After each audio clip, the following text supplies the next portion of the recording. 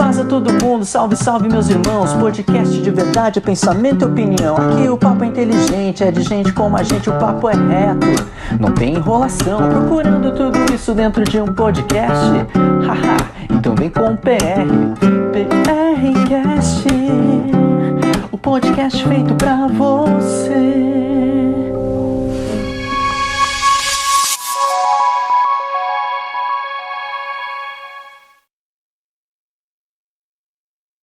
Bem-vindos, senhoras e senhores, estamos no mais um PRcast, que não é podcast, gente, é PRcast, e hoje nós temos a grande alegria, o grande prazer, o ilustre DJ Rude que está com nós aqui, que vai nos abençoar, vai nos ensinar, e a gente vai ter um bate-papo muito, muito legal. Mas então, desde já, eu quero deixar ele se apresentar. Se apresenta aí pro pessoal aí que está nos assistindo, Rude. Bom, salve, salve aí pra gurizada, pra galera, e a paz do Senhor pros irmãos, né? Temos que falar com todo mundo, né? Certo. Olha só, gente, a gente tem o DJ Rude, ele vai contar um pouquinho assim da sua história. O cara teve assim várias andanças, vamos dizer, por aí, várias andanças. Então, ô Rude, conta um pouco quem é você, pra galera que tá nos assistindo, tem várias pessoas estão nos assistindo. É um PRcast muito esperado, cara, porque a tua história de vida é muito show de bola, né? Muito legal. Tu é gremista ou colorado? Gremista. Opa, e caxiense. Então, gremista ou caxiense. Então, tá legal, então. Mas conta um pouquinho aí, Rude, né? Quem é você aí, cara? Bom, eu sou Rudimar, sou casado há 27 anos com a minha esposa, tenho um filho de 25 anos e uma filha que vai fazer 15 anos. Rapaz! Né? Andando com Jesus já há 20 anos, graças a Deus, né? E estamos aí, né? Seguindo o ministério das formas que o Senhor tem levado, né? Em vários lugares, vários locais, né? Várias atividades, né? Para honra e glória do Senhor. Graças a Deus tenho conseguido fazer essa diferença, né? Dentro do entendimento da palavra e da verdade que Ele tem gerado na minha vida, né? Certo. Tu é DJ. Sou DJ. Isso, explica um pouco aí pra nós aí. Quebrando o protocolo DJ e pastor, ou pastor e DJ. Tu é DJ e pastor. Isso aí. Tá, mas tá, antes da gente chegar nessa parte aí, cara, conta um pouco assim da tua vida. Aliás, deixa eu te dar um presente, já que tu tá participando aqui com nós. E eu vou te dar essa xícara, é uma xícara abençoada. Uma vez que tu tomar café nela, tu vai querer tomar mais café. Tô brincando. Tá Isso aqui bom. é um presentinho pra ti, tá bom? Leva pra casa lá, né, do PRcast. Mas Rude, fala um pouquinho assim, cara, antes de tu chegar nesse momento da sua vida. Você falou que tem um filho de 25 anos, não parece, cara? Tô jovem, né? Não parece. Tem um filho de 25, uma filha de 15, mas fala... conhecendo um pouquinho você, eu sei assim que tu teve uma vida meia fora da cachola, uma vida meia doida assim. Fala um pouquinho dessa vida, cara. Como é que foi sua criação, família, aonde que você se criou, vamos dizer assim. Fala um pouquinho aí pra nós aí, cara. Então, eu com 5 Enquanto anos... eu tomo um café aqui, cara. Eu com 5 anos saí de casa, né? Meu pai era brigadiano e tal, e eu tive algumas dificuldades de relacionamento com ele, né? Então, né, por falta de comportamento, algumas coisas assim, né? Os modelos antigos, né? O pessoal daquela geração não tinha conversa. Rolava muita agressão, né? E eu, pra não apanhar, o que eu fazia? Eu fugia. Com 5 anos? Com 5 anos. Aí tu saiu de casa? Saí de casa. Como você morava onde? Morava na rua, tipo, daí o que acontecia? Não, mas antes... Antes eu morava com a minha família. Sim, mas a qual bairro que você morava? Eu transitei muito quando a gente pagava aluguel. Eu morei aqui pertinho aqui da igreja, aqui no Gauchinha, morei ali na Rio Branco, morei aqui no Salgado Filho, em vários lugares, morei aqui no Esplanada. Então sempre a região Zona Sul, porque meu pai era brigadiano, né? Então a brigada é aqui perto, né? Então eu residi bastante nessa região aqui, né? Mas com 5 anos tu saiu? Isso. Mas saiu com tua mãe? Não, fugi. Com 5 anos de idade? Não, cara. Como assim? Porque como uma criança com 5 anos... E daí era tipo louco, assim... ó. Eu não sabia ler, né? Daí eu pegava o ônibus, né? E ficava andando de ônibus pra lá e pra cá. E aí, tipo, o último ônibus, 11 horas. Daí o motorista e o cobrador me chamavam a brigada, né? E aí o que acontecia? Pegava e me botava na viatura e me levava pra brigada. Eu falava que era filho de brigadiano e me levava pra brigada, né? Daí me entregava pro meu pai. Daí meu pai mandava trazer pra casa. Só que daí antes do meu pai chegar, Que ele trabalhava, tipo, 24 por 48, sabe? Tipo, das 7 da manhã às 7 da manhã do outro dia. E depois folgava, né? Que ele tirava a guarda e tal. Antes do meu pai chegar de manhã, eu deitava o cabelo de novo, porque eu sabia que o bicho ia pegar, né? Daí eu ficava pela rua, daí vinha pra casa, voltava. Quando ele tava trabalhando, eu vinha pra casa. Quando ele tava de folga, eu não vinha. Então foi assim. Depois várias pessoas me acolheram. Minha tia me criou por um longo tempo. E várias outras pessoas, sabe, que se compadeceram com a minha situação, me davam o pouso, me davam alimento. Então foi uma trajetória de vida assim, que era um pouco na rua e um pouco em casa. Daí meu pai e minha mãe meio que se separaram. Daí eu comecei a ficar mais em casa, né? Daí veio toda uma questão de não ter de ter necessidade das coisas, por causa da falta da presença dele como homem, como marido, né? Como suprir a família. A gente passou várias dificuldades e tal. E aí, infelizmente, né, a gente vê numa realidade dessa, vai se criar o quê? Morando na rua, aprendendo que não deve, vai ser um doutor, vai ser um advogado, vai ser uma pessoa boa, não, né? Infelizmente isso me levou a ter sempre a frustração da vida e infelizmente seguir pro caminho errado, né? Devido a essas situações de vida que eu passei, né? Sim. Rapaz, desde os 5 anos então, Isso, é. andando pra lá, andando pra cá. Isso, eu tive um período que eu fiquei acho que uns 2 anos mesmo assim, fora de casa. Que daí eu fiquei aqui pelo Salgado Filho, aqui pelo Burguinho ali. Daí muita gente me acolheu ali, sabe? 2 ou 3 anos assim. Na casa dos outros. Isso, é. Daí uma família, tipo, morei uns 6 meses, outra mais um ano, sabe? Assim, tipo, me acolhi, sabe? E teu pai não vinha atrás de você? Não vinha, tipo, sei lá, sabe? Não entendo até hoje. Claro, ele também converteu, sabe? A gente consertou antes de ele ir pra Glória, ficou tudo certo depois de homem velho, né?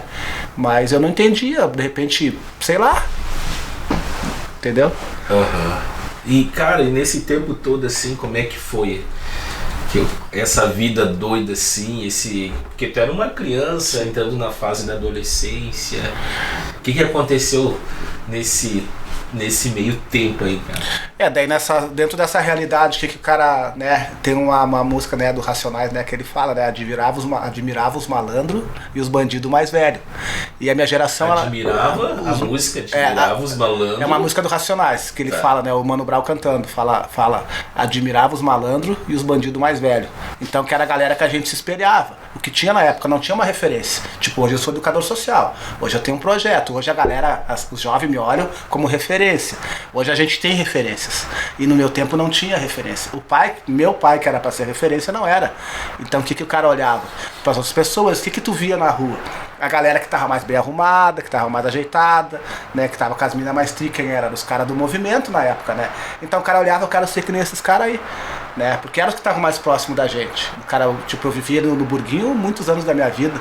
Eu ia pra Comai, entendeu? Eu peguei Comai, então só via essa galera aí, né? Que era o movimento da época, era os jovens da época, era a galera da época. E o cara também queria ter um tênis tri, queria ter uma roupa tri, queria ter uma mina tri, que é o que a gente olhava na época, né? Não tinha outros atrativos na época, sim, né? Pra nossa geração. E infelizmente, através disso, o cara começa os pequenos furtos, né? Os primeiros furtos foi roubar uma bergamota, foi, né, roubar umas uvas ali nos italianos, nos gringos, né? Essas artes no mercado, roubar um chocolate, tá? E vai começando esses pequenos delitos, né? Que infelizmente, né, tudo que é grande começa pequeno, né? O cara foi se envolvendo e o cara foi crescendo. E aí começou o rolê, daí começou algumas coisas mais graves, né?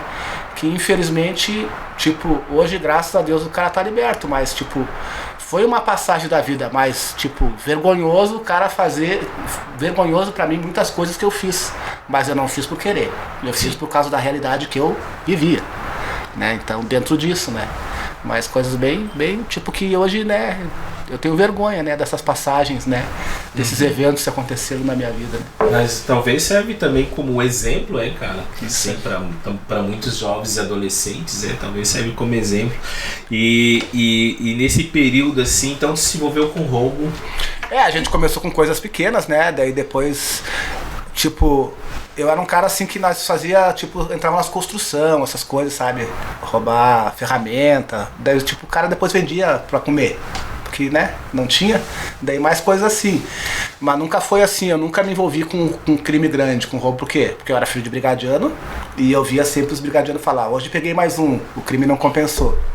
E naquela época o que muito tinha era a gurizada que fazia mão, que roubava, né? Então daí eles quebravam os caras a pau. Eu digo, pra que eu vou, né, apanhar? Então eu tinha medo, né? Que eu via os colegas lá do meu pai falando, né, e tal, lá no bairro lá depois lá no Santa Corona, né, quando eu já tava por lá. Bairro dos Brigadianos Isso, de Santa Corona. Isso, daí eu ouvia muito essa fala. Hoje o crime não compensou, daí eu já ficava com medo, né? Então eu ia, mas não ia muito. Mas o que aconteceu? Depois de um período, de um tempo da minha vida, eu era um cara que, né, eu tinha facilidade, tipo, eu tinha arma. E aí eu não ia mais apoiar. Tu usava arma? Tinha, eu tinha arma. Mas por que tu tinha arma, cara? Por causa que, tipo, na rua quem pode mais chora menos. Né? É assim até hoje. O movimento tá aí, as coisas estão acontecendo, né? E quem pode mais chora menos. Quem tem mais poder, né, é mais forte. E eu, infelizmente, né, também tive uma arma, né? Com quantos anos tu teve a primeira Eu tive arma? primeira arma, acho que com 18, 19 anos. 18 anos. Eu tive no 22zinho. 22. Troquei por um aparelho de CD. Os aparelhos de CD na época, troquei. Sério? Daí depois desse 22zinho eu nunca mais parei, infelizmente, né? Fui preso 2 vezes por porte ilegal de arma. A primeira vez eu não era porte ilegal, era delito. Depois cai a lei. Daí sim, daí eu fui preso 2 vezes, né? A primeira vez, tipo, me levaram livre porque conheci meu pai. Certo. E a segunda vez, quando eu tô lá na delegacia, chegou um cidadão lá do meu bairro que me conhecia, daí não me seguraram. Mas eu prestei, né? Eu fui a julgamento igual, mas não fiquei preso. Certo. Então, tipo, a facilidade, né, do conhecimento de algumas pessoas, né, me livraram. Digamos assim, meu pai já era crente, né? Meu pai já era irmão, então de repente, nesse processo era até a oração dele, né, já acontecendo sobre a minha vida de eu não ser preso, mesmo estando no erro, né? Porque olha só que interessante, a primeira vez que eu fui preso, o escrivão era amigo do meu pai. Quando eu dei o nome do pai, né? Daí eu falei, ele, tipo, cara, eu conheço teu pai, foi meu colega e tal. Daí me mandaram embora. Daí a segunda vez chegou um outro cidadão no meu bairro lá, que hoje já é falecido também, um inspetor lá. Daí me mandou embora. Então, né, Deus, eu acredito que mesmo a gente estando no erro, muitas vezes Deus, acredito que Ele opera na nossa vida para, de repente, se eu vou pegar uma cadeia na época, eu poderia nem estar aqui hoje. Né, outras situações poderiam acontecer, de repente, de eu estar envolvido com a galera, né, daí ter mais conhecimento do movimento, mais conhecimento das coisas que eu não fui além, de repente eu me encorajaria para fazer outros delitos que eu não fazia na época, né, por estar no meio. Não que o meio é ruim, o ambiente é propício as coisas, né? Então eu vi Deus me livrando de muitas coisas também dentro disso, né? Sim. Então, ó, gurizada, se antene aí, gente, com as más companhias, enfim. Ô, Ruth, quando tu pensa em algo ali, eu quero que tu pense assim, por que vocês, pelo que você tá dizendo assim, parece que tinha um relacionamento bem difícil com o teu pai, assim, tu e ele. Quando tu pensa sobre isso, o que levou a ter esse relacionamento? E tu também já falou que depois o teu pai encontrou Jesus, nessa questão toda. E como é que teu pai via também o filho, no caso, o filho dele envolvido com isso? Ele sendo o cara da lei, ele sendo o cara que, enfim, tinha que... pela responsabilidade que ele tinha, como é que tu vê tudo isso? Então dá uma pensada que eu vou aí, senão o nosso queridão aí vai me cobrar, tá? Antes que eu me esqueça, viu, o David sempre me lembra aí, deixa eu lembrar dos patrocinadores desse PRcast. Eu quero pelo menos falar de alguns, e tá entrando mais um patrocinador novo, mas deixa eu falar do... Você que precisa de gás, viu, Ruth? Se tu precisar de gás, é o seguinte, a AL Gás, segundo a frase deles, gás todo dia com você. Então assim, não fique sem gás, é só falar com o Alcides e você vai ter um desconto bem interessante.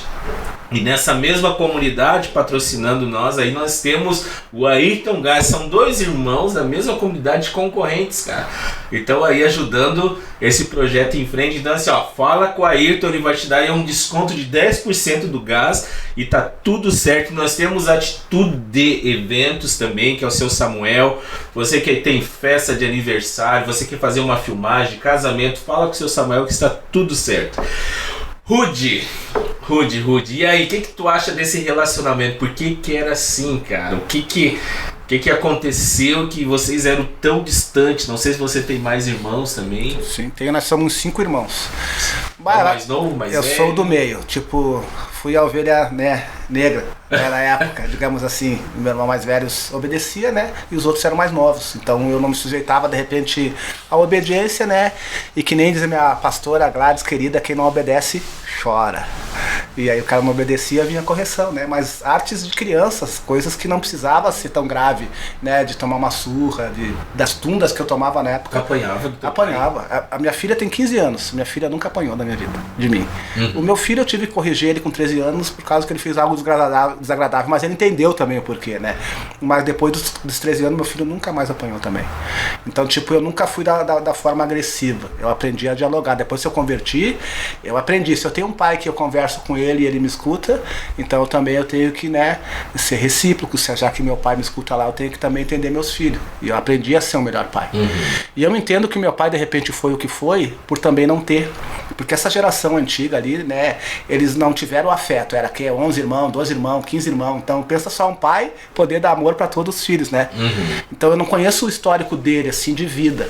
Mas eu acredito por ele não ter, ele não soube passar e não soube lidar. Só que eu já vi no curso o contrário disso. Não, eu vou aprender, né, a ser, né? Eu não sei, não existe um manual para ser pai, mas eu quero aprender, né? E eu graças a Deus hoje, né, tô aprendendo ainda. Mas eu vejo que ele teve essa dificuldade por isso. E depois mais porque nem a gente dizia quando a gente era jovem, por o cara ser malandro, imagina malandro filho de brigadiano. Para ele era uma vergonha. Era uma desonra. Não, os colegas dele, quando me pegavam, diziam assim, ó. Às vezes eu era troféu na mão dos colegas do meu pai. Porque eles me pegavam assim, fazendo arte, ó, peguemos o filho do Joel. Enchia de viatura. Vários colegas assim, peguemos, tá aqui, não sei o quê. Só que, tipo, pra mim a felicidade, tipo, não tinha fragante, sabe? Tinha corrido fato já e já não tinha fragante pra ele me levar. Então, várias vezes eu passei batido, mas era um troféu quando me pegava assim, sabe? Fazendo arte, fazendo coisa errada, né? Então, tipo, eu tive, que nem diz a rua, eu tive várias livres, né? Mas os caras não gostavam muito de mim, então era uma vergonha. Tá, repete a gíria aí. Eu tive várias livres, digamos assim, ó, vários livramentos, né? Ah, tá. Por esses eventos, por esses fatos que eu tava envolvido. Então, agradeço a Deus hoje, né? Mas foi bem difícil, sabe? E também na questão de ter relacionamento. Eu via que ele não tinha assim, eu te amo, nunca teve uma conversa, esse afeto, sabe? Tipo, eu era só um filho, tipo, que eu entendi. E os outros seus irmãos? Só os dois mais novos, assim, né? Que tiveram mais, assim, percebi isso, o acolhimento dele como pai. E daí eu acho que no meu irmão Josel, ele tentou se rebuscar como pai, e na filha mais nova, eu acho que ele conseguiu ser pai. Mas com nós, os mais velhos, né? Infelizmente, eu acho que por ele não saber, por ele não entender como fazer, ele errou bastante, né? Sim. Né? Então eu vi essa dificuldade com ele. Mas, tipo, o que eu vou dizer, né? Se ele não conseguiu, por que eu vou errar igual? Não, eu vou tentar ser melhor que ele. Isso. Né? Mas de qualquer forma, aquele período ali antes de ter Jesus era uma loucura. Não, eu fui conversar com ele só depois que eu tive Jesus. Tu tinha muita raiva dele? Tive, porque uma vez eu até tentei tirar a vida do meu pai. Sério mesmo? Daí... Como foi isso, cara? Porque, tipo, ele era meu inimigo. Porque pensa só, ele me privava da minha casa, me privava da minha família, né? Me privava de quase tudo onde eu tinha que estar. Como é que eu, tipo... Mas dá um exemplo, assim, como privar, assim? Porque eu não podia estar em casa quando ele tava. Porque daí, tipo, várias vezes ele mandou embora, várias vezes ele me bateu. Sério? Sim, entendeu? Hoje ele não se encontra mais em vida, né? Não, sim, mas, por exemplo, tu não poderia... Não, mas... porque eu não vivia de acordo com o que ele queria que eu vivesse. Tipo, eu não trabalhava, né? Então, tipo, né, jovem não trabalhava na época 14, 15, 16, pra eles era vagabundo, né? Então, a gente passou por essa geração quando o menor podia trabalhar. Eu entreguei jornal, acho que trabalhei em todo o jornal da época, vendi bilhete no centro. Então, tipo, eu limpava os terrenos do bairro lá, o cara fazia do cara. Só que, tipo, daí não tinha aquela condição financeira do mês. Então, tipo, de repente, por eu não ser aquele filho que ele queria que eu fosse, que ajudasse em casa, era mais fácil. O homem, ele é muito covarde. É mais fácil mandar o problema embora do que resolver o problema. Né? E eu vejo que o meu pai daquele tempo ele era dessa forma, ele era um pai covarde. Porque se ele conversasse comigo, dizia, cara, tu tem que estudar, tu tem que trabalhar, tu tem que, né? Nunca houve esse diálogo. Esse diálogo eu ouvia de terceiros, que me levavam a almoçar na casa deles, ou que me davam um banho, ou que me davam um pouso. Eu sou muito grato hoje à Diva. Né? Essa foi uma segunda mãe, fora a minha mãe que me gerou, essa pessoa foi uma pessoa muito importante na minha vida. Porque ela fez esse papel aí, de sentar comigo, de conversar. Eu voltei a estudar, eu trabalhei quando eu morei com ela. Então, tipo, ela me ensinou a ser um filho e me encaminhou na minha juventude para aprender a ser homem, com compromisso. Foi coisas que eu não tive dentro de casa, que veio de uma pessoa estranha, né? Que teve uma grande presença na minha vida, né? Então eu vejo muito a falta, que faltou muito nisso, o diálogo, né? Então você, pai, que vai escutar essa palavra, que vai estar escutando esse podcast, preste atenção no filho, converse com o filho. Porque o maior erro é a gente não conversar com os nossos filhos. Mesmo eles estando errado, converse. Porque é mais fácil nós, homens, ser covarde, fugir, mandar embora, te vira, não sei o que, tu tá errado. Mas se papai do céu não mandou nós embora, nos acolhe até hoje nós errando, então quem somos nós para fazer esse papel de julgador, de errar, né? Então eu tenho aprendido isso, né? Eu vi que meu pai falhou nisso. Depois da conversão, ele tentou se rebuscar comigo. E felizmente, graças a Deus, deu certo, né? Mas de qualquer forma tinha um distanciamento, né, cara? Muito grande, pastor. Muito, muito grande mesmo. De eu ter raiva dele, de eu querer tirar a vida dele, sabe? De ele ser meu maior inimigo, né? E, bom, graças a Deus que não deu certo isso, mas como é que foi isso, cara? Tentar tirar a vida dele, tu tava armado, como é que foi essa experiência ruim, mas ao mesmo tempo Deus deu livramento. Porque daí, como ele era brigadiano, né, ele tinha uma pochetezinha, né, e daí ele tinha um 38 pequeno, daqueles que a gente fala, tipo do Rambo, né, os bem pequenininhos, os brigadianos da antiga, né, e ele tinha um daquele, ele deixava em cima da estante, assim, né, e daí um dia eu tava em casa lá, daí eu levantei, assim, a minha casa era bem pequena, daí tava deitado eu e meu irmão dormia junto, num quarto, e minha irmã deitada no chão, e meu outro irmão deitado na cama com eles. Tipo, nós era bem simples na nossa casa. 2 quartos e nós ali. E aí eu levantei, sabe, e disse, hoje ele vai ver. Só que me deu um negócio assim, né, tipo, não rolou, sabe? Não sei, né? Acredito que foi Deus operando já ali, né? Imagina só o peso que eu ia ter na minha vida se eu matasse meu pai hoje. Acho que ia ser na época, de repente, o cara ia, né, puxar era Renascer ainda, não tinha nem FEBEM, nem CASE. Ia puxar um Renascer, depois de repente ia se tornar, de repente nem estaria mais em vida hoje, né? Sim. Que do jeito que era aquela geração, muitos amigos meus não se encontram mais hoje no nosso meio. De repente ia estar junto com essa galera, mas felizmente esse fato não aconteceu, eu não consumi esse ato, né? E tive o prazer e o privilégio de ter meu pai como pai e amigo durante os 2 últimos anos da vida dele. Então o Senhor fez isso, né? Eu não cometi isso no passado e o Senhor me oportunizou ainda de nós ter momentos bons, né? Olha só, junto em vida, né? Show de bola. E nessa vida toda, assim, cara, aconteceu as amizades, né? Eu sei que você hoje é DJ, na verdade. Desde quando que tu é DJ? Eu sou DJ desde os meus 15 anos, né? Que eu sou do tempo de ir pro som, né? Do Avalon, né? Batoso, som bem da antiga, que é da minha idade aí, que vai escutar o podcast e depois vai lembrar, né? Sim. Dessa época, então eu olhava o DJ puxando os discos lá. Eu dizia, que massa, eu sempre fui encantado por música. E meu pai tinha toca-fita. E ele escutava Bona M, Queen, as músicas da época, sabe? Nazaré, todas aquelas músicas da época dos anos 80, 90, da disco ali, da Ana Summer. E eu escutava as fitinhas. E eu sempre fui encanado em som, sabe? E aí depois, um dia comecei a fazer as festinhas de garagem, as festinhas de bairro. Daí já era lá no Santa Coroa. Daí meu pai já namorava com nós mais lá. Ele só vinha às vezes. E aí eu tinha Ele saiu de casa? Ele saiu porque meu pai é tipo assim, ó, ele era muito mulherengo, né? Eu tenho uma outra irmã fora do casamento dele, né? Então, né? Eles tem a galera aí, né, desse modelo aí, né? E ele era um desses. Então ele não ficava muito em casa. Daí nesse período que ele foi para as outras mulheres dele aí, eu ficava em casa. Daí era o momento, quando ele não estava em casa, eu estava em casa. E quando ele estava em casa, eu não ficava em casa. Mas isso acontecia só contigo ou com os outros irmãos? Então lá em casa era muito louco assim, porque na porta tinha uma fresta. E aí a casa era pequenininha, sabe? Daí eu ficava olhando na fresta assim pra ver se ele tava em casa pra poder entrar ou não, né? Sim. E aí a cama de casal assim dele, do quarto deles, dava bem na frente, a casa não tinha divisória, né? Dava bem certinho pra me ver se ele tava deitado ou não, né? E aí quando ele não tava, eu entrava. E aí a gente tinha um 3 em 1, começamos a fazer as festinhas de garagem, daí... 3 e 1. É. Rapaz, agora ressuscitou aí. 3 e 1. E aí nas antigas você A é galera muito... tem muitos que não vão saber o que é 3 e 1. Explica aí o que é o 3 e 1. O meu filho é um que não sabe nem passa pela cabeça o que é 3 e 1. Galera do 3 em 1, vamos largar pro editor depois botar ali. Vai ter que usar a artimanha dos After Effects aí, ó. O 3 em 1 é um som, porque 3 em 1 tinha toca-fita, rádio AM, FM e o disco de vinil em cima. Então ele era 3 em 1, né?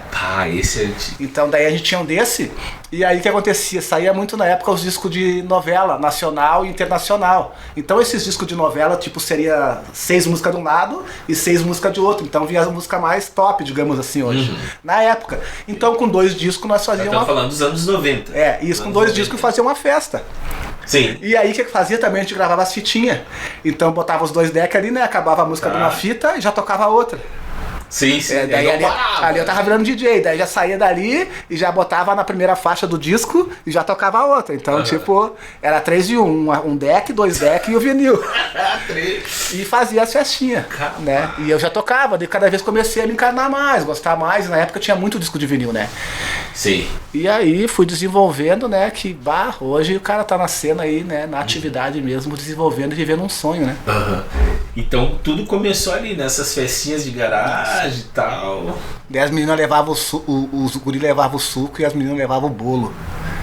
E eu era de azar. Assim. Era o suco e o bolo, aqueles que sucam. Isso, E eu era de azar, porque tinha a dança da vassoura na hora da música lentinha lá, que nem a vassoura eu não pegava. Daí eu era tão azarado pra mulherada que eu fiquei de DJ mesmo, né? Virei o DJ do bairro daí. Meio desajeitadinho e tal, né? Mas era uma época massa, sabe? Tipo, eram os momentos que a gente tinha saudável, digamos assim. A nossa juventude, de uma certa forma, como tinha as coisas erradas, ela também teve um momento saudável, assim, Tempo né? dos passinhos. Isso, da sua vivência. A galera e tal. dançava os passinhos e tal. Isso, E eu vim dessa geração aí, né? E daí fui desenvolvendo, né? E sempre envolvido com festinha e coisa arada. Sim. Né? E hoje eu tô aí, né? Olha só. E aí nessa época aí tu começou a se envolver aí com som, ser DJ. Tu chegou a fazer algumas festas daí maiores, conheceu pessoas famosas, ia em shows assim, como é que... Sim, daí em 97 a gente tem o conhecimento do hip hop, né? Ou da música rap, né? Seria. Foi em 97? 97, 96, por essa geração aí. O que acontece? Tinha a Rádio Atlântida em Caxias e rolava a música Fim de Semana no Parque do Racionais, que foi a primeira música que eu acho que estourou no Brasil inteiro. E como Caxias não tinha esse gênero musical, a única rádio que tocava era a Rádio Atlântida, na época, né? Isso nos anos 90. E depois a gente conheceu a Rádio Metropolitana de Porto Alegre. Que também, daí lá já Porto Alegre capital já tinha mais abrangência. Eu escutei o show do Racionais ao vivo em 97 na Rádio Metropolitana. Eu acho que eu devo ter a fitinha gravada até hoje em casa. Então a gente vem em toda essa trajetória musical. Daí eu escuto o rap, daí eu me identifiquei com aquela batida, né?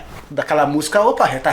Qual que era a batida? Era tipo, digamos assim, era mais instrumental, porque eles vêm da época assim, musicalmente, trazendo mais o funk James Brown, não esse funk de hoje. Então era mais instrumental, bateria, caixa, baixo, guitarra, mais musical mesmo, a geração do rap 90, a gente fala boom bap, o disco, né?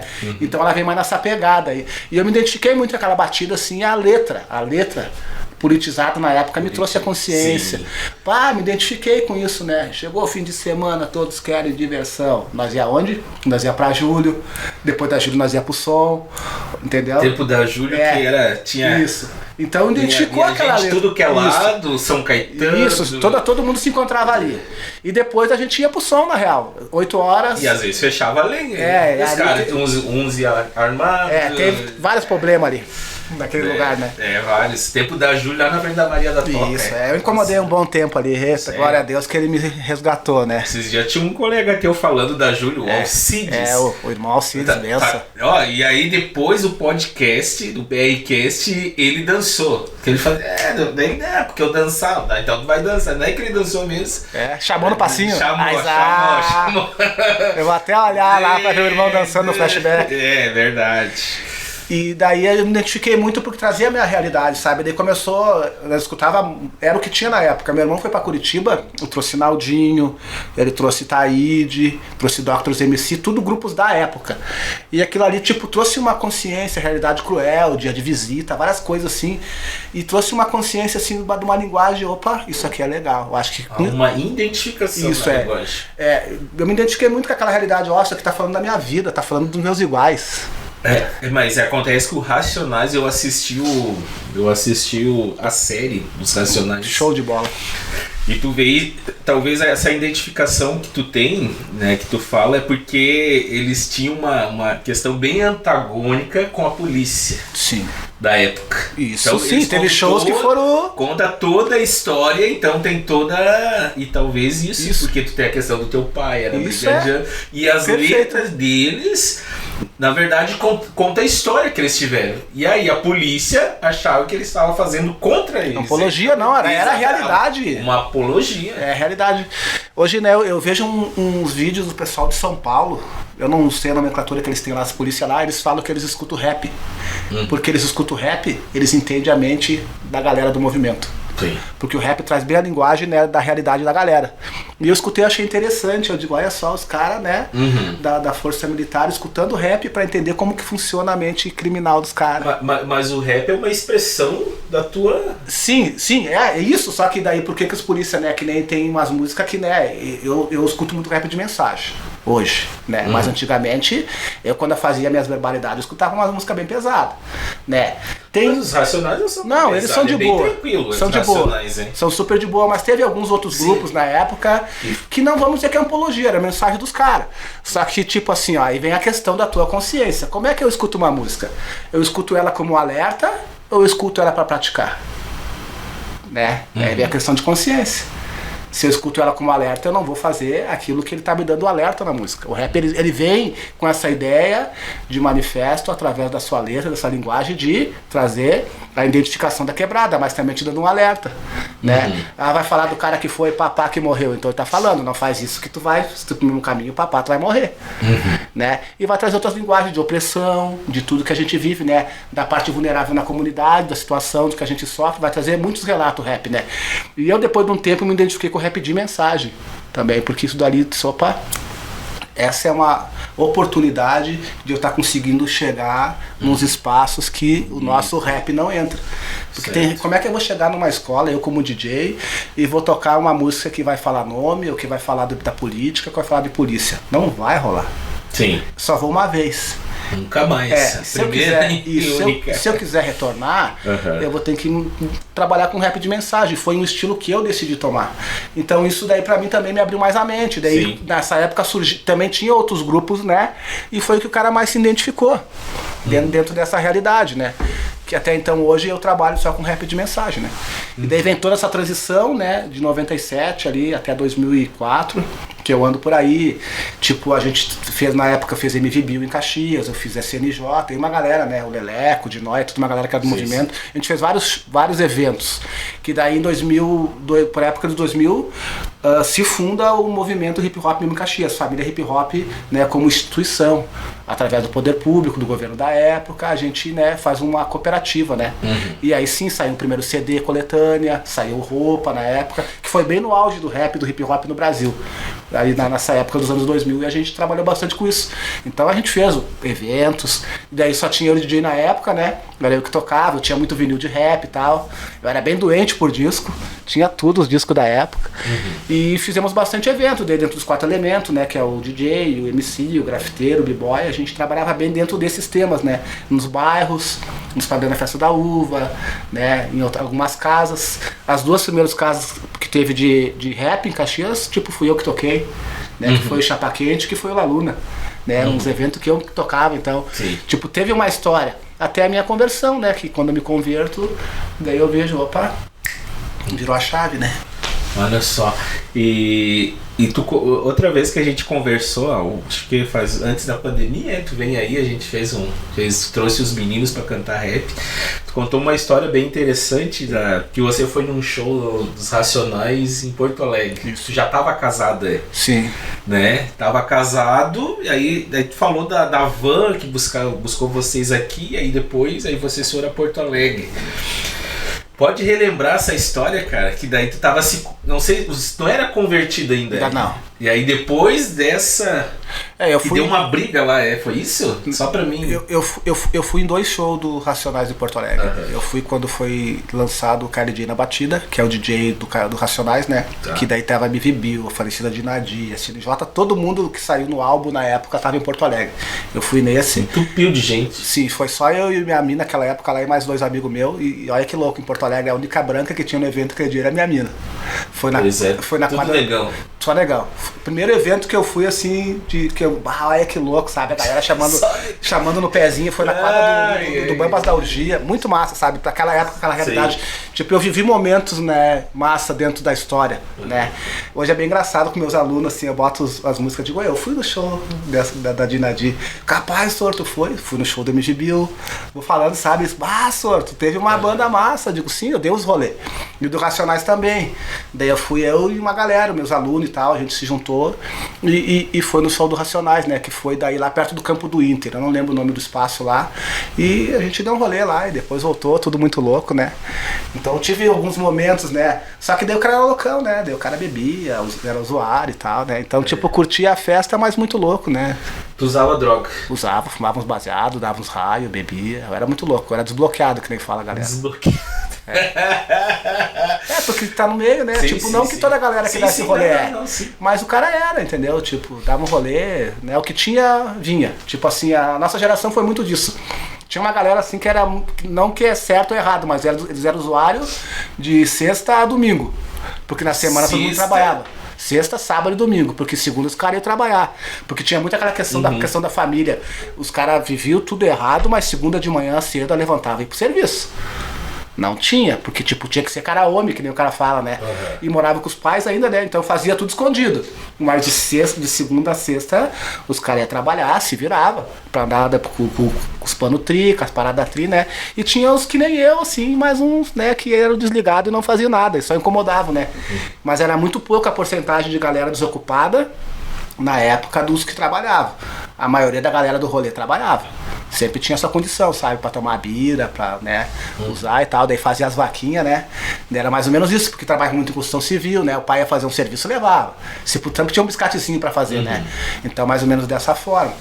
Daí a galera meio que se organizava, né? E os que não se organizavam, né? Estavam sempre ali, por ali também com os amigos, né? Do amigo enxergava uma camisa, emprestava uma camisa, emprestava uma calça, emprestava um tênis, né? Pra dar um rolê também mais ou menos ajeitado, né? Ô Rudy, tu falou que tu perdeu alguns amigos, assim, por causa do contexto. Como é que foi isso, cara? Por que eu acho que é importante falar? Porque a luz da palavra de Deus fala que as más amizades corrompem os bons costumes, né? E hoje tu tá aqui, tem Jesus no coração, mas nessa trajetória toda alguns guerreiros, né, se foram, seja por, enfim, vários motivos. Como é que pode aí compartilhar com nós isso aí, cara? Eu vejo as escolhas, né? Quando eu converti, em 97, os guri vinham na minha ainda. Ô, negãozinho, e as armas, não sei o que, pá. Dizia, eu parei. Daí eu tenho um amigo meu aqui, que é da Zona Sul, que ele era bem influente também na época. Daí ele dizia assim, vai lá no fulano lá, que ele te apoia. Só que daí nessa rua ninguém entrava, todo mundo tinha medo. Daí os caras não iam. Daí eu achei uma forma assim de estar fazendo a gurizada se desligar de mim, sabe? Porque daí, tipo, a gente fala uma gurizada mais jovial, assim, né, na época, que eles queriam estar na cena, mas queriam que o cara fosse pro cara, tipo, que o cara era à frente. Vamos fazer, vamos. Ou vamos apoiar, o cara apoiava. Daí eu mandava vir um amigo meu ali, daí eu sabia que eles tinham medo de entrar naquela rua, daí eles não iam. Daí eu digo, opa, me livrei de mais um. Pra mim foi bem difícil esse processo, sabe, da conversão, de sair da rua e da gurizada, porque era o meu ambiente que eu vivia. E os guri, eu fui acho que uns 2 anos pra igreja ainda bebendo, ainda fumando, eu fui um processo, sabe, de eu me desligar. Eu digo assim, devagar e sempre. Foi um processo que eu tive, não que seja pra todos. Tem amigo meu que vai e para de fumar, para de beber, entendeu? Cada um acha que é um processo. E eu fui tendo esse processo devagar, que nem eu disse, devagar e sempre. E nesse meio tempo eu fui vendo amigos meus ser presos, amigos meus ser mortos. Cada vez até hoje, é triste. Eu tô com 47 anos, hoje, eu escuto no Léo V, né, tipo, pelo nome... Como o cara não conhece o nome, só o vulgo, tu não sabe, mas depois tu vai dar um rolê, uns guribatos, tu viu fulano lá, meu, partiu, o nosso camarada, né? Capaz. É raro eu não dar um rolê e falar com os amigos da antiga, ou os guri que estão saindo do sistema agora, fulano partiu. E isso vem sendo cada vez mais, porque quem não se apartou, agora que está acontecendo, o que está acontecendo na cidade, que a gente sabe, infelizmente o caminho é um só para todos. Hoje eu tenho assim, a infelicidade de ir, às vezes, no Caseme, dar aula no Case, e ver filhos de amigo meu lá. Entendeu? Então isso é muito doloroso para mim, porque eu digo, podia ser o meu também estar nesse espaço. Então eu vejo quanto foi importante a minha mudança, eu sair desse meio, né, das atividades, porque eu nunca me desliguei da galera. Eu parei de fazer só o que, tipo, infelizmente eles continuaram fazendo, e aí tem as consequências. Quando a gente fala assim, tá na chuva, é para se molhar. Para mim também, quando eu errei, eu tive que pagar para a justiça. Eu tive que assinar. Eu tomei um castigo, eu fiquei uns dias preso. Tu foi preso? Eu não fui assinar, esqueci de assinar e fiquei 13 dias preso. Eu fui a júri popular, né, de algo errado que eu fiz. Eu tentei contra uma vida no passado, né, e aí eu fui a júri popular. E esse júri popular me deu 3 anos e alguns meses de cadeia. Só que eu fiquei no semiaberto. E eu tinha que assinar todo dia. E um dia eu tava fazendo a obra, fui atender um casal de usuário, depois eu fui orar e passou do horário de assinar e eu nem me liguei. E aí quando eu cheguei em casa era 10 horas e esqueci que eu tinha de assinar. Daí eu tinha um amigo, né, que sabe que era da SUSEP, eu liguei pra ele e disse, Rudy, te apresenta e tu vai ficar. Tu já no sistema tu tá foragido, né, se tu não foi assinar. Daí eu fui e fiquei. Entrei na sexta e saí na terça. Daí que nem meus amigos falam, eu fui lá comer um X. Mas foi bem doloroso. Mas qual presídio que você Fiquei na Pix. Aqui na frente da UX ali. Daí fui lá, vi um monte de amigo meu lá, mas não corei tanto que nem quando eu tava preso lá. Rapaz do céu. Capaz. E é perturbador porque eu não tava mais na ativa, né? Se eu sou da ativa, tudo bem, eu chego chegando, mas eu não sabia mais da rua, mais de nada. Eu me converti em 2004, eu tomei ali um castigo em 2012, 2013. Então já não tava mais na rua, tinha mudado muita coisa na rua. E assim mesmo, só pastor, tinha inimigo meu lá dentro. Tinha inimigo? Os caras gritaram meu nome na galeria, e aí, negãozinho, tava tiro em todo mundo, agora veio na mão. Capaz. E aí, pastorzinho, vai fazer um rap aí pra nós, sabe? Quem era? Não sei. Né, fiquei meio perturbado, né? Mas os guri vieram, todos os guri aqui da Zona Sul, o meu compadre, um monte de gente, não, me fica tranquilo aí, cara. Tu é irmão, cara, tu é do bem, ninguém vai te fazer nada aí, né? E aí, puxei meu castigo lá e depois vim embora, né? Mas bem doloroso, sabe? E o triste, sabe, pra mim, é ver meus amigos ainda hoje dentro dessa realidade, sabe? Eu dentro do que eu posso, do que eu consigo, por isso que eu não saio do meio. O rap, pra mim, é uma ferramenta que me permite estar no meio da galera. Então, tipo, dentro desse dom, dessa habilidade que Deus me deu, eu consigo transitar no meio de toda essa galera. A gente dá aula no CASE, dá aula no CASEME, dá aula nos presídios, através do projeto que eu trabalho com os meus colegas. Então eu tô sempre próximo dessa galera. E é triste, sabe? Daí lá, amigo meu que andou lado a lado, que morou comigo, tá lá nesse lugar, sabe? E ver assim, não tá vendo o filho crescer. E muitas situações desagradáveis, sabe? Então isso é doloroso pra gente, né? Como a gente tá em Cristo, como irmão, sabe? Ver.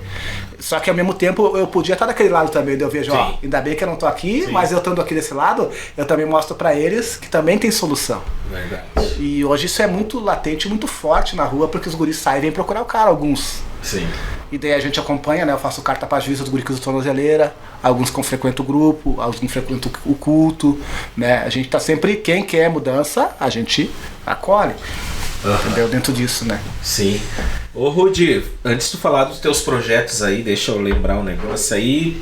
Lembrar dos nossos patrocinadores e das nossas redes sociais, gente. Facebook, né? Nosso Instagram também. O nosso canal, gente, no YouTube, faz um oizinho aí, tá tudo certo.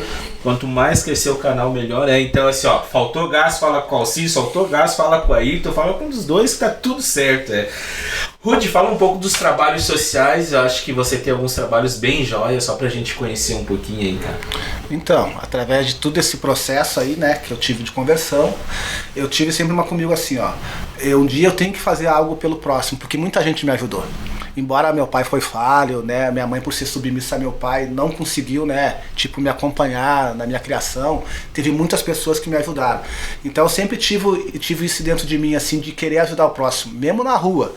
Se pegar os cara velho aí da antiga, os guri vai falar, ó, o negãozinho era ruim, mas ele era bom. Eu era ruim pra quem não gostava, mas pra todo mundo era bom. Ruim como? Ruim assim. O que é ruim assim? Se é pra ter problema, vamos ter. É pra na chuva, é pra se molhar. Eu ia até o fim, né? Então, tipo, né? Hoje eu sou outra pessoa. Mas antigamente o meu nome aqui na região era perturbador. Tinha gente que quebrava a rua pra não me encontrar, digamos assim, né? Dessa forma. Mas mesmo assim, se queria surrar um fulano na série do som, eu dizia, não, ninguém vai botar a mão contigo, sai comigo. E pronto, eu era bom também. Dentro do lugar ruim eu era um cara bom, digamos assim. Então dentro de tudo isso daí, mesmo o cara sempre teve algo bom dentro do cara. Porque eu aprendi assim, ó, a sociedade ela julga muito a galera que faz as coisas erradas. Mas assim, ó, todo mundo é bom. Todo mundo sabe fazer alguma coisa boa. Isso é do ser humano. A pessoa tem algo de boa dentro de si. Eu não acredito que tem uma pessoa 100% ruim. Eu não acredito. Porque eu converso com pessoas aí que fizeram barbaridades. Tentaram, tiraram vidas e tal, por causa dessa vida que eles levam, mas eles falam de coisas boas. Quando estão com a gente, eles se arrependem, eles falam de coisas boas. Bah, cara, aconteceu isso. Pá, se eu pudesse voltar atrás. Então a pessoa é boa. Depois que aconteceu, não adianta. Sim. Então eu sempre tive esse lado bom comigo, porque muita gente me ajudou. E quando eu me converto, que eu começo a fazer as oficinas e tal, de hip hop, isso começou a mudar a transformação em algumas pessoas. Eu vi isso, ó, que legal, porque quando eu era louco, quando eu decidi ser certo, eu virei certo. Eu sempre dou uma ideia, tu vai tocar num evento lá de um bairro lá, vai ter família, então tenta não tocar aquelas músicas pesadas, tenta não rap de mensagem e tal, sempre te consegui, meus alunos até hoje eu dialogo com eles, qual é o evento que tu vai tocar? Cuida da mensagem, né? Se tu vai tocar balada, mano, é hits, vai lá, vende teu peixe. Agora se tu vai estar numa quebrada, vai ter a vozinha lá, nós temos que cuidar. Pensa aquela vozinha, ouvir uma palavra que não precisa. Nós já somos marginalizados. E aí nós vamos ainda, né, contribuir para que, né, aquela tiazinha, nós não construa um outro lado da mensagem, mostre que é o que ela tá pensando. Então sempre dou essa ideia. E dentro disso eu comecei a fazer eventos nas quebradas e tal, junto com a gurizada. E tipo, o cara já falava, gurizada, quer fumar um breuzinho? Vai lá pro fundão lá, respeita o evento. Quer beber? Ô meu, se vocês estão com os ferros aí, hoje é dia de paz, tá ligado? Eu sempre tive essa liberdade de conversar com a gurizada. Por causa do meu passado, não por causa que passe, mas a gurizada sempre teve um respeito pelo cara. Porque eu era um cara tri pra todo mundo, digamos assim, né? Então sempre consegui chegar, ter guerra nos eventos e eu, hoje não. De boa, não, DJ, pode crer, não, tudo certo. Então vamos até chegar pra não dar ladaia, então. Então o cara sempre conseguiu construir isso nas pessoas, né? Ter esse diálogo. E aí veio os eventos, daí um dia caiu a ficha, eu digo assim, a gente podia, dentro dessas igrejas que a gente tá, começar com um projeto social. E aí tinha um pessoal que andava com nós, lá do Reolon, daí a gente foi construído junto. Os nossos eventos sempre foi furduns. Sempre teve pipoca, algodão doce, tudo que podia ter mais um pouco, brincadeira para as crianças. Sempre teve assim, algo benéfico para a comunidade. Até hoje tem presidente do bairro que me chama aí, Rude, vamos fazer um evento daqueles lá no bairro aqui e tal.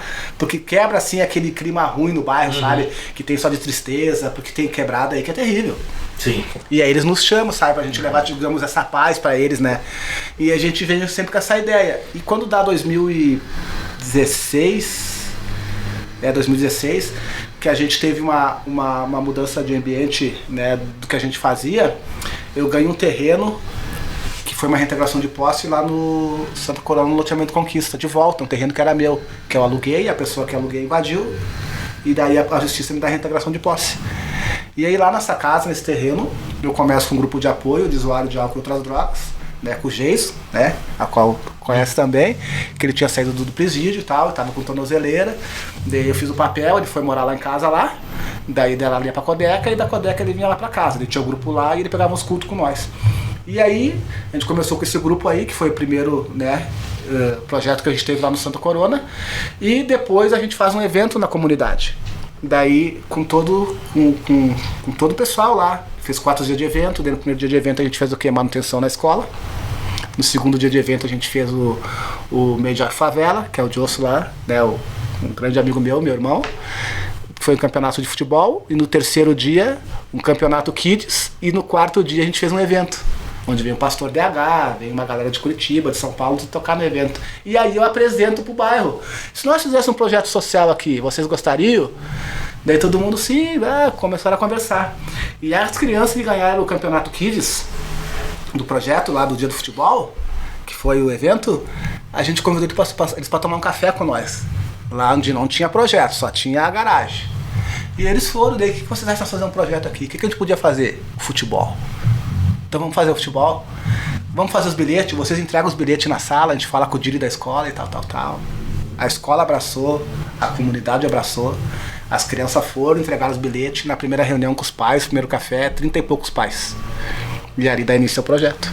A gente conversa com esses 30 e poucos pais, fala do projeto, né, que a gente ia ter jiu-jitsu, que ia ter futebol e tal. E começamos e demos início. E dali pra frente, meu irmão, a gente no ano de pandemia atendeu mais de 100 crianças lá.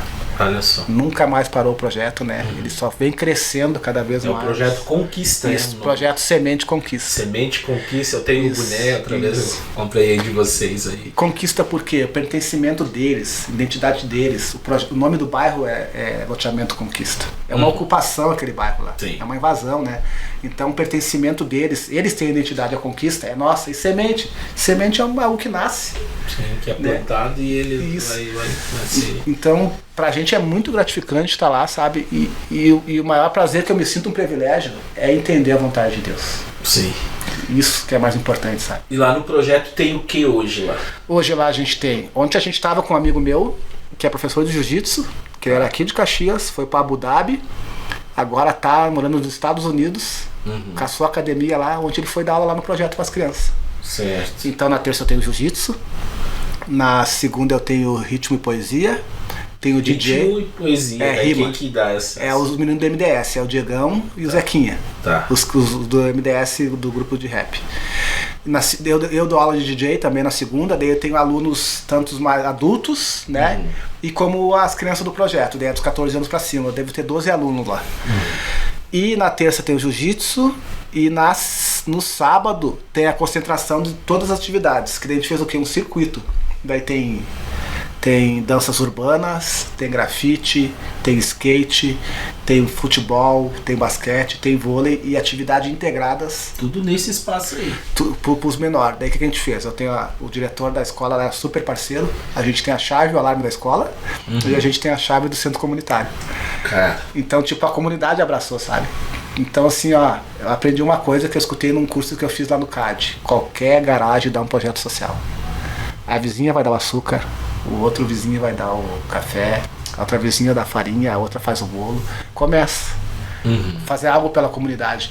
E quando eu volto pro bairro, assim, é o retorno e a gratidão por muitos que me acolheram naquele bairro. Eu sou grato a muitas pessoas, algumas já não estão entre nós, que me ajudaram. Quando eu não tinha de dormir, quando eu não tinha o que comer, quando eu precisava tomar um banho, sabe?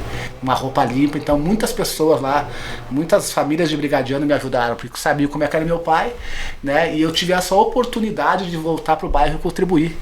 E com algo que é meu, o terreno é meu, a casa é minha, todo mundo ajuda lá, nós somos super abençoados em tudo. Então hoje a gente está com 70 crianças. 70 crianças lá no projeto. Processo todo. Então a gente, né, eu me sinto privilegiado em poder estar num espaço que é da gente, né, e ter parceria com muitas pessoas, com o poder público, com algumas empresas, com as nossas faculdades da cidade. Então a gente tem vários parceiros dentro do que a gente desenvolve, sabe? Então, tipo, começou lá numa garagemzinha. E o ano que vem a gente, se tudo der certo, quer fazer um pavilhão. Que show. Então, Deus no comando, a gente vai longe, né? É, legal, cara. E me diz uma coisa, Ruth, como é que tu agora fala, quando que tu conheceu Jesus e como é que foi essa virada de chave? Tu tava onde? Como é que foi? E aí, claro, depois foi um processo, mas como é que tu conheceu assim e tu volta para um lugar onde que tu aprontava, vamos pensar assim, e agora tu tá lá ajudando outras pessoas. Como é que foi conhecer Jesus? Então, que jeito que foi isso, cara? Muito louco, ó. Nessas andanças aí de eventos, né? Eu fui pro show do Racionais e, infelizmente, lá eu traí minha esposa, né? E aí, quando eu volto pra Caxias, eu continuo, né, de rolê com essa mina aí, aprontando, né? E eu fui um cara inteligente pra tudo. Assim, pra fazer as coisas do crime, dialogar, fazer plano. Isso eu era um cara assim, ó, sentamos, pá, faz assim, assim, pega pá, pá, pá, que dava certo. Pra atrair, eu sempre fui burro. Que bom, graças a Deus. Meu Deus. E foi bom isso, porque daí eu ainda tô com a minha esposa, glória a Deus, né? E eu, burro, peguei e liguei pra mina lá pra nós se encontrar, e minha mina, eu não vi, ela escutando. E aí eu saí de Galachão na época, uns amigos meus do Planalto tinham um Galachão, me buscaram pra tocar um evento gangsta. Peguei meus tocadiscos, botei no porta-mola, chegamos naquele evento pra tocar, e quando eu chego lá, daí minha mina já tava, né, sabendo que eu tava traindo ela chegou no evento também, e a mina tava lá. Esse evento parecia um velório, ninguém dançava, todo mundo quieto, olhava pra mim, olhava pra minha mina, olhava pra outra mina que eu tava pegando, porque todo mundo sabia do bagulho, sabe? Sinistro do bagulho. Daí pá, acabou ali, eram umas 3 horas, fui embora. Daí minha mina me pegou, disse, não te quero mais, não sei o que, pá, tô sem vergonha e tal. E daí eu digo, pá. Tu já tinha filho nessa época? Tinha o Jonathan. Já eu digo, tinha. Daí, quantos anos ele tinha? Ele tinha acho que uns 4 anos. Não. 4, 5 anos acho que ele tinha. 97, 98, 99, 2000, 2001, 2002, 2003, 2004. Tinha 7 anos. Que vacilo que eu dei, perdi tudo que eu tinha. Minha família, daí caiu a ficha. Daí tem um irmãozão meu que é o Léo, um super brother, irmão, uma benção. Sempre me convidava pra ir pra igreja. Daí eu disse, daí eu tenho que ir pra igreja agora, que é a única chance que eu tenho de minha mulher me perdoar, né? Tal. Daí peguei e chamei ele. Daí eu lembro que até tentar me matar, eu matei. Tentei se matar. Tentou tirar a vida. Tentei, perdi, tipo, eu nunca tive nada. E quando tem uma mina firmeza, uma mina que era por mim, eu vou ratear? Vacilão, né? Uhum. Daí, vou tirar minha vida, né? Mas se eu tirar minha vida é meu filho e tal. Daí, o cara, quem vai tirar a vida não pensa, né? É usado aí, a gente sabe, né?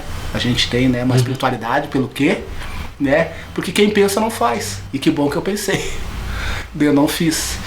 Daí fui pra igreja, né? Minha pastora, querida pastora Gladys, me recebeu super bem, né? Através desse cara. Através do Leozão. Fui, daí ela disse assim, ó, Jesus vai mudar a tua história. E tem mais uma, eu te vejo de terno, diz ela pra mim. Eu digo de terno só se for numa audiência num caixão. Porque na época quem botava terno era com Diajure, né?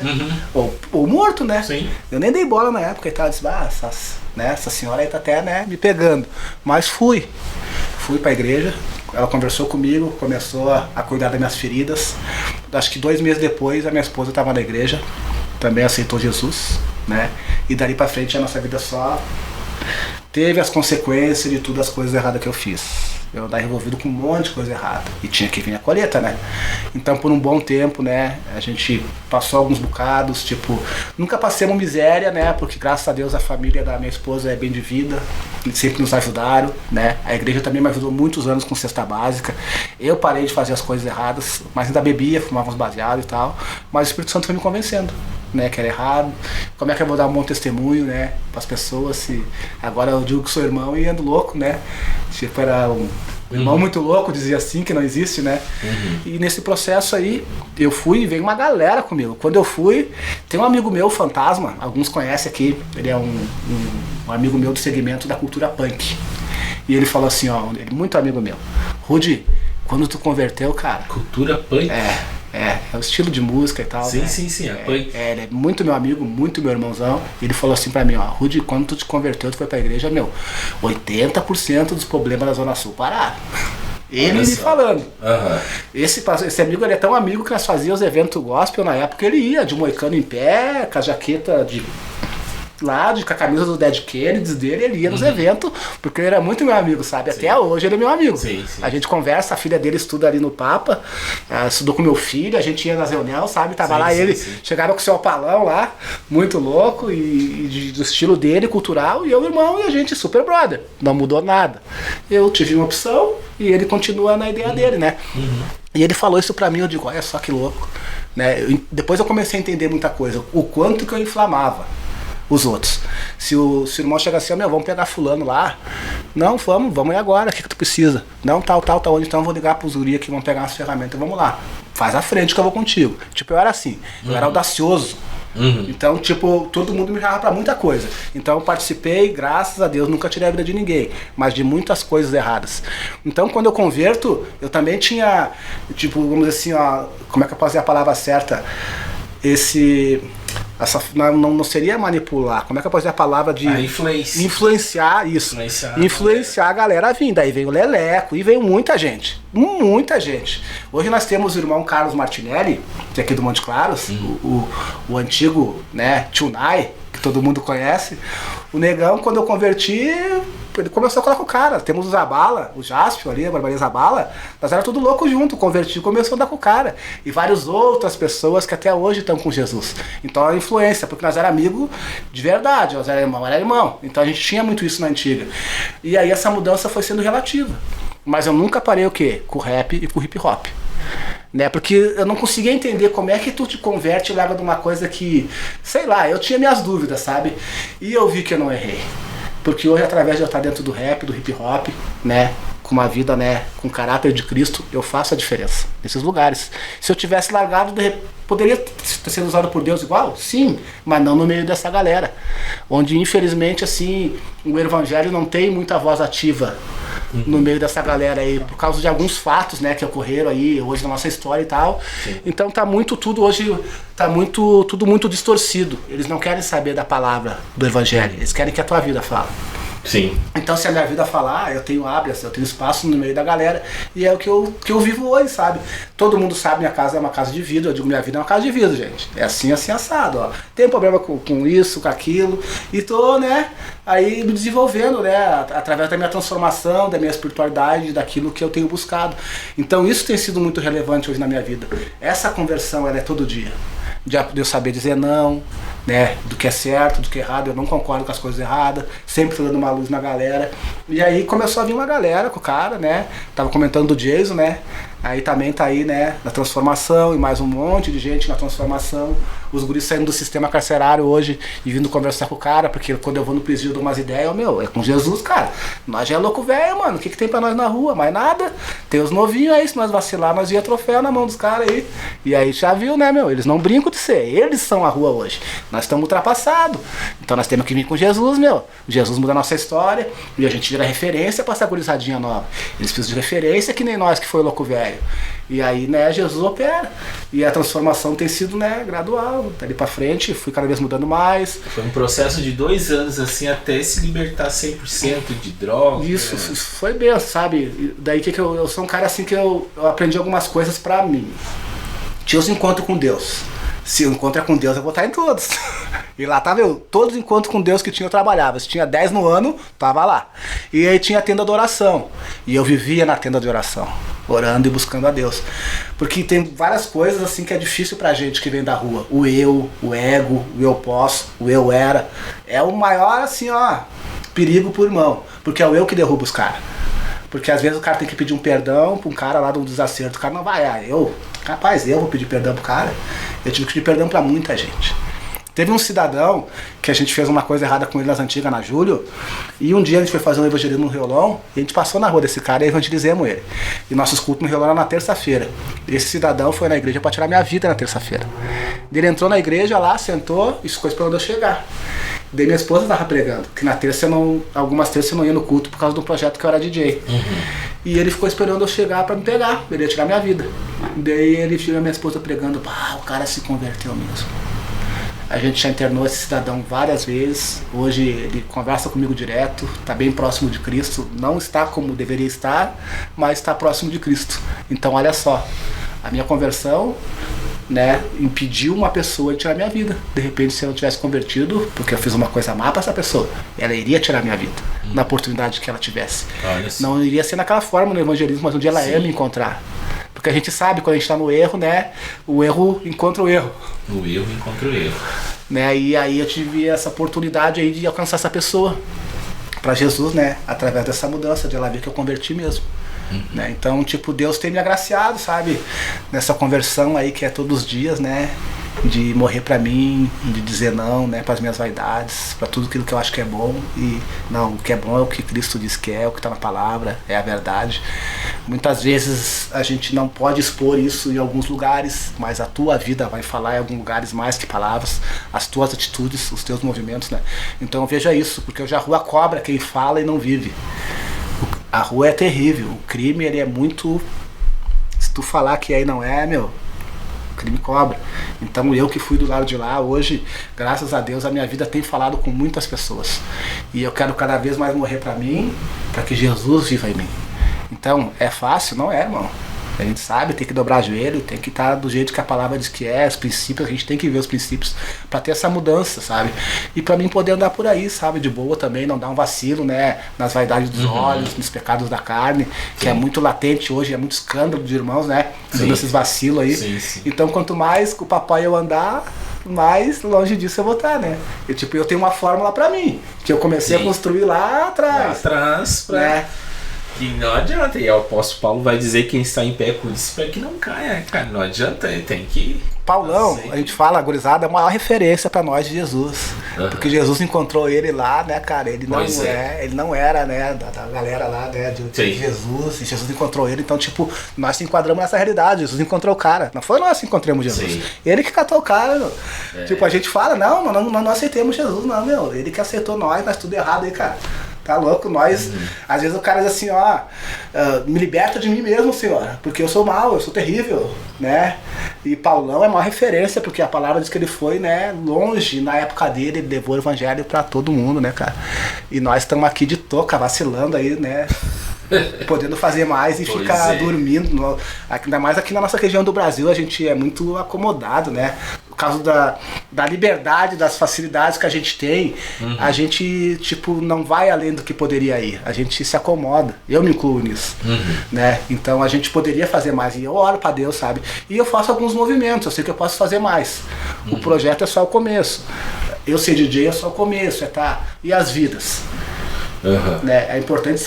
O importante de tudo isso que a gente está falando e conversando são vidas. Porque é isso, né? Esse momento acontecendo aqui é para que as vidas escutam.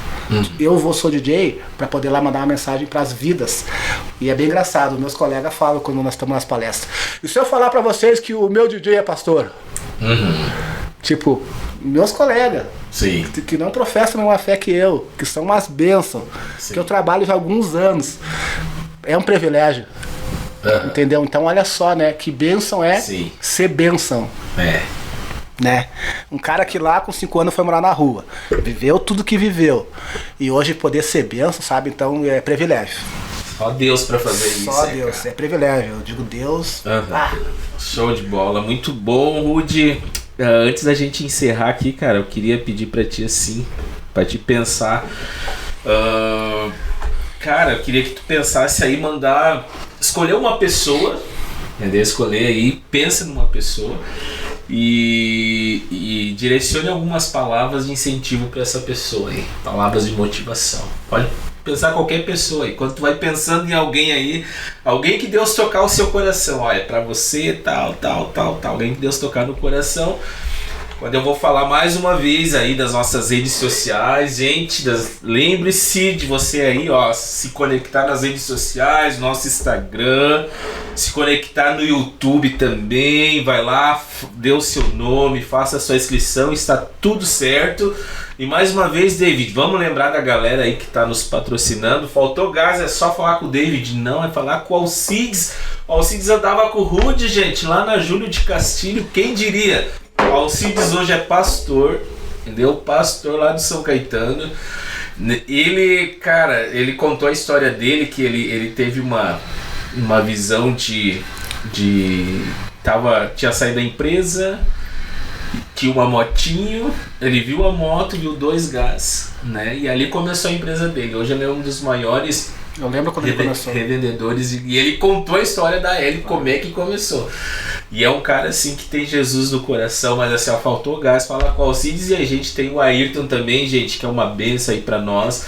Só conversar com ele aí, chame, ligue, tá aí na sua tela, tá tudo certo. E nós também, o seu Samuel, que todo domingo vem aí fazer a nossa live, o nosso culto ao vivo, tem nos patrocinado aí. E aí, Ruth, quem tu direciona essas palavras, olha aí pra câmera, né? Não olha pra mim, é pra essa pessoa aí. Então, né, teve um cidadão que outro dia mandou uma mensagem, né, que ele tava com algumas situações, né, e dizia assim que não tem situações que Deus não pode operar. Porque nosso Deus é um Deus de verdade, é um Deus que opera em todas as situações, basta a gente crer, né. A fé é algo muito louco, né. A gente não tem noção do que ela faz na vida de uma pessoa, né, e eu sou uma pessoa que aprendi a viver por fé. Fé naquilo que o Senhor pode fazer. Aprendi a materializar tudo pela fé, né? E eu tenho certeza, né, que se tu tiver fé, essa situação a qual tu me colocasses, ou você aí que também está escutando, tiver fé, essa situação vai se resolver, né? Ela parte de ti. Creia que vai dar certo. Eu te dou certeza, porque é o que eu vivo, né? E experiências que você vai ter através da fé. Tenha fé, acredite e prossiga na fé em tudo que você for fazer. Fé é a palavra que eu tenho para dizer para você que está escutando aí. Show de bola, a gente não descobriu quem que era a pessoa, mas a pessoa vai saber quem que é. Ou a outra pessoa também que escutar e que tiver por alguma situação que essa palavra também, né, gere vida e uma verdade nela, né, pastor? É isso daí, cara, show de bola, muito legal. Eu acho assim, ouvir a tua história assim, nos inspira pelo Deus que nós acreditamos. Glória a Deus. Pelo Deus que a gente acredita, cara. E aquilo que a palavra de Deus fala, nada é impossível para Ele. Isso mesmo. E você é prova disso, dentro do teu contexto, tudo que você viveu, tudo que você enfrentou. E para ti essa ligação com Deus é algo tão forte porque Deus é o nosso Pai. E se você pensar, a pessoa que tu mais teve dificuldade foi com o Pai.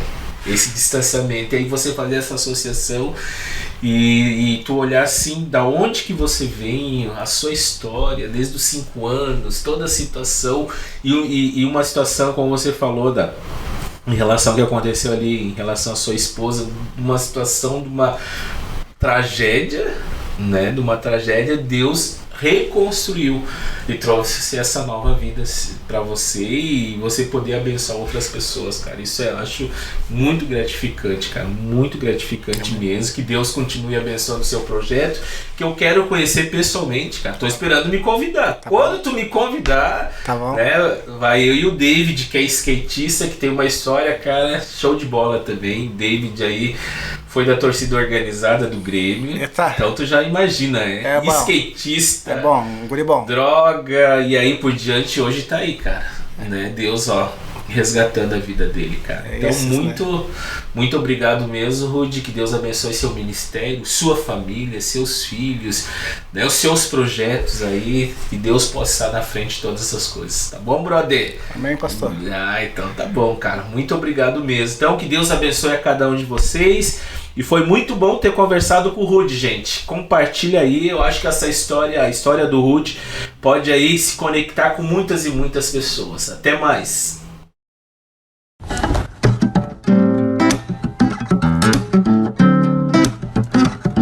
Graça e paz a todo mundo, salve, salve meus irmãos. Podcast de verdade, é pensamento e opinião. Aqui o papo é inteligente, é de gente como a gente, o papo é reto. Não tem enrolação, procurando tudo isso dentro de um podcast. Haha, então vem com o PRCast, o podcast feito pra você.